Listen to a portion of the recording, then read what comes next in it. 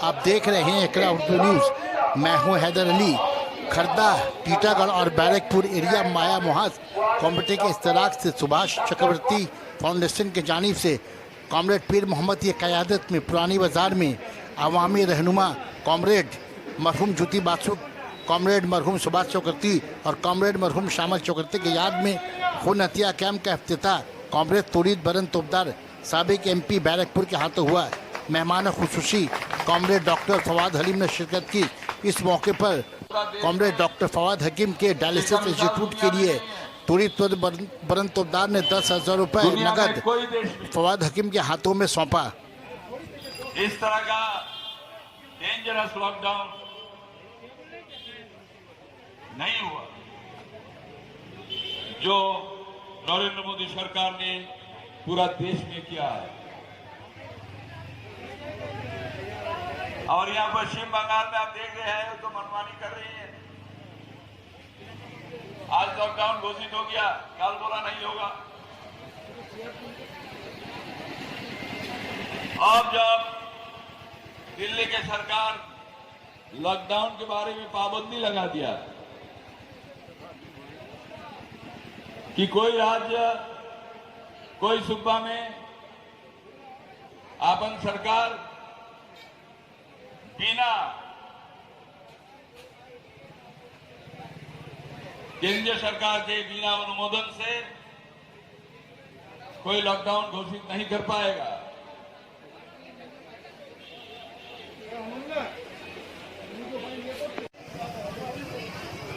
जब से कोरोना मार्च महीना से शुरू हुआ है, इस महामारी के दौर में एक कम्युनिस्ट डॉक्टर ही एक बड़ा कदम उठा सकता है। डॉक्टर फवाद हलीम लगभग 100 रोजाना डायलिसिस सिर्फ 50 रुपये में, सिर्फ 50 रुपये में रोजाना डायलिसिस वो कर रहे हैं, अभी तक कर रहे हैं, सेवा कर रहे हैं। एक शेर है।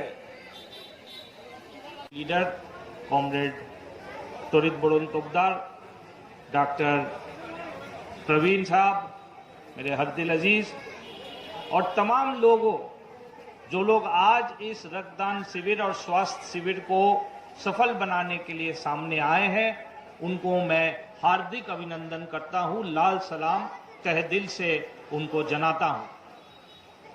आज कोविड-19 सारे दुनिया पर हलचल मचाई हुई है और इस हलचल का अलग अलग पहलू है। 2-4 छोटे छोटे पहलू आपके सामने हम रखने की गुजारिश करते हैं। जिस दिन लॉकडाउन ऐलान किया गया, हमारे यहाँ जो डायलिसिस यूनिट में पेशेंट आते हैं उनके सामने एक नायाब मुश्किल खड़ा हो गया।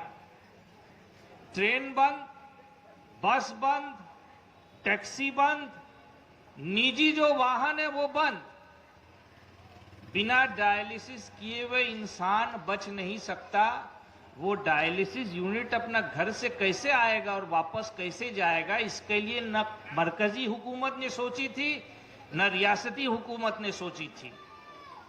तो जिस दिन लॉकडाउन ऐलान हुआ उसके अगले दिन हमारे जो तमाम पेशेंट थे, लॉकडाउन से पहले हम 350 रुपया प्रति डायलिसिस लिया करते थे उनसे, उनमें एक त्राही मच गया। किसी पेशेंट को 3,000 रुपया दे करके एम्बुलेंस भाड़ा करके उसको 4 घंटा खड़ा रख करके डायलिसिस करके घर लौटने पड़ता था।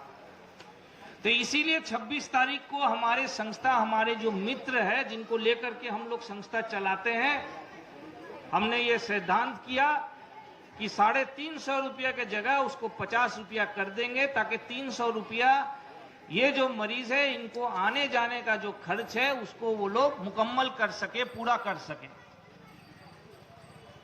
तो कोविड-19 जिस तरीके से समाज पर हावी हुआ है उसके हर एक पहलू, हर एक कहानी अगर आप पढ़ने जाए तो हजारों कहानियां आपको मिलेंगे।